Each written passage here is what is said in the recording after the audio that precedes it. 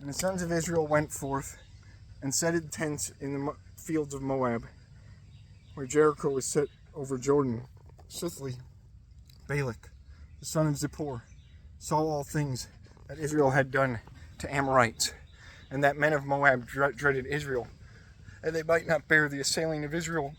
And he said to the greater men in birth of Midian, So this people shall do away all men that dwell in our coast, as an ox is wont to do away an herb till to the roots. Forsooth he, that is Balak, was king in that time in Moab. Therefore he sent messengers to Balaam, the son of Beor, a false diviner, that dwelled on, or nigh, the flood of the land of the sons of Arnah, that they should call him, and should say, Lo, a people went out of Egypt, which people covered the face of the earth, and sitteth against me. Therefore come thou, and curse this people, that is stronger than I, if in any manner I may smite and drive him out of my land. For I know that he is blessed whom thou blessest, and he is cursed whom thou hast cursed. The elder men of Moab and the elder men of Midian went forth, having in their hands the price of false divining. And when they had come to Balaam, and had told to him all the words of Balak, he answered, Dwell ye here tonight, and I shall answer to Balak whatever thing the Lord shall say to me. And the princes of Moab dwelled at Balaam.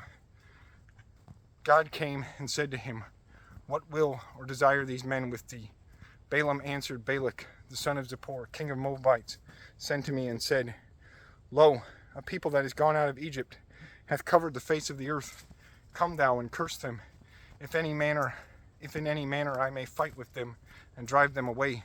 And God said to Balaam, Do not thou go with them, neither curse thou the people, for it is blessed. And Balaam rose early and said to the princes, Go ye into your land, for God hath forbade me to come with you. The princes turned again and said to Balak, Balaam would not come with us. Again Balak sent many more and nobler men that he had sent before, which said, when they had come to Balaam, Balak, the son of Zippor, saith thus, Tarry thou not to come to me, ready to honor thee, and whatever thing thou wilt, I shall give to thee. Come thou, and curse this people. Balaam answered, Though Balak shall give to me his house full of silver and of gold, I shall not be able to change the word of my God, that I speak either more or less. I beseech you that ye dwell here also in that night, that I may know that the Lord shall answer again to me. Therefore the Lord came to Balaam in that night, and said to him, If these men come to call thee, rise thou, and go with them, so only that thou do that I shall command to thee. Balaam rose early, and when his she-ass was saddled, he went forth with them. And God was wroth with Balaam, and the angel of the Lord stood in the way against Balaam, that sat upon the she-ass, and had 2 servants with him. The she-ass saw the angel standing in the way with sword drawn, and the ass turned herself from the way, and went by the field. And when Balaam beat her, and would lead her again to the path, the angel stood in the straightness of 2 walls, with which the vineries were encompassed. And the female ass saw the angel, and she went herself nigh to the wall, and she hurted the foot of the sitter upon her, and he beat again her. And nevertheless the angel went to a straight place, where was no going out of the way, neither to the right side nor to the left, and stood against Balaam. And when the she-ass saw the angel standing, she fell down under the feet of the sitter upon her, the which was wroth full greatly, and he beat her sides with a staff. And the Lord opened the mouth of the she-ass, and she spake, What have I done to thee?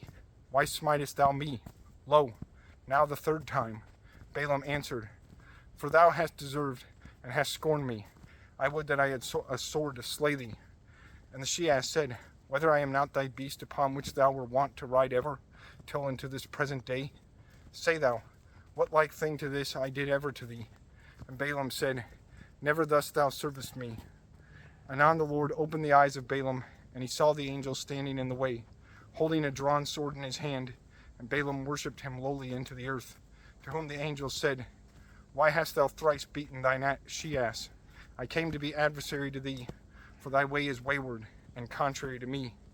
And if the she-ass had not bowed away from thy way, and given place to the against-stander, I had slain thee, and the ass should have lived. Balaam said, I have sinned, not witting that thou shouldest against me. And now, If it displeaseth thee that I go, I shall turn again. The angel said, Go thou with these men, but beware that thou speak not other thing than I shall command to thee. Therefore Balaam went with the princes.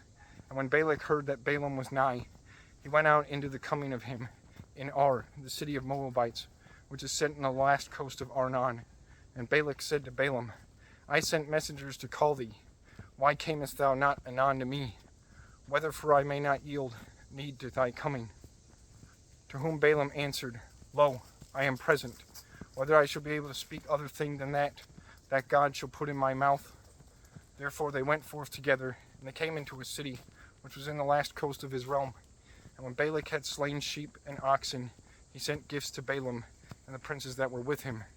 Forsooth, when the morrowtide was made, Balak led Balaam to the high places of Baal, and he beheld the last part of the people, that is, all the host till to the last part.